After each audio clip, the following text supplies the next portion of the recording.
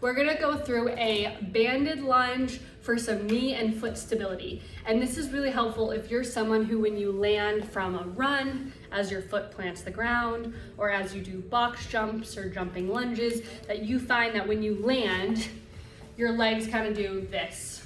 So our feet are kind of falling in and our knees are caving in. So this exercise is a really good cue for you to ground your feet, pull your knees out, and so when you land and you plant that foot, you're nice and stable, supported through all of your legs, and not kind of landing and just giving into that force as you hit the ground. So what you're gonna need for this exercise is a band that's anchored to something at just about knee height. And then for an added bonus, you're gonna have a resistance band. Does not have to be looped, does not need to be a certain resistance, and some type of weight. So what we're gonna do is we're gonna start by taking this longer resistance band and wrapping it around our outside knee. As we step out to feel the pull of that band, we're gonna feel that band wanna collapse our leg inward. That is encouraging the bad posture that we are already doing. So what we have to do to make this exercise successful is we have to use the opposite muscles to correct that bad form, right? So my leg, when I land from a jump, naturally wants to roll in. That band is doing that for me and encouraging that. And I need to squeeze my glutes and stabilize my foot to have a much better neutral posture. To add to that challenge and really encourage me to ground my foot, I'm gonna take this resistance band and I'm gonna anchor it under my big toe. I'm gonna stretch that band and I'm gonna hold that band down with a weight.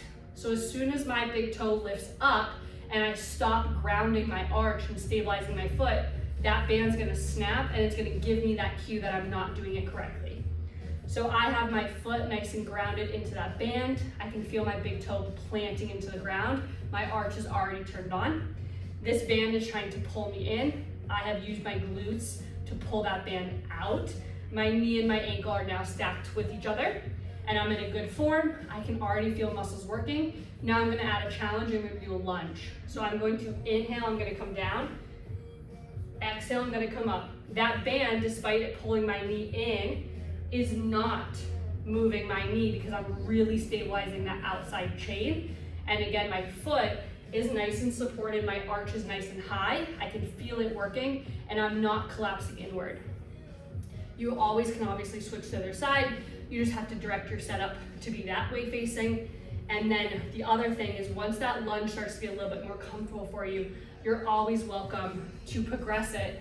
Same exact setup, but what we're doing now is we're trying to balance on that one foot as we step up and over. So it's not so much of a bending knee that we're stabilizing, but the whole chain as we're standing on one leg. That band really wants to pull us in, and my muscles have to work overtime to prevent that from happening.